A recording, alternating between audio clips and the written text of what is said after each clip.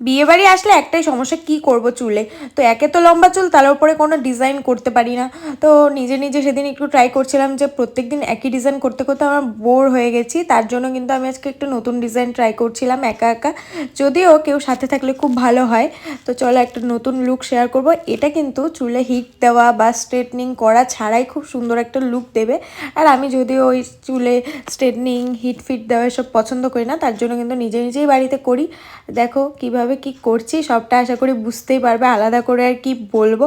আর প্রথমত কেউ যদি সাথে থাকে খুব কিন্তু সুন্দর হবে এই মানে চুল বাঁধাটা, তোমরা ট্রাই করে দেখতে পারো।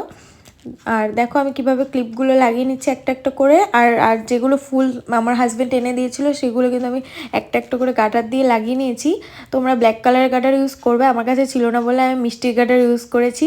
তারপরে এক এক করে এই যে পেছনে গোজা, এটা যে কি বড় কঠিন ব্যাপার সেটা যারা করে একা একা চুল বাঁধে তারাই জানে। তো ফাইনালি এটা লুক ছিল, পরে হাজব্যান্ড এসে একটু ঠিক করে দিয়েছে। তো ও আর কতটা পারে, যেটুকু করে দিয়েছে সেটাই অনেক। তো ফাইনাল লুক এটাই ছিল, কেমন হয়েছে কমেন্টে জানিও।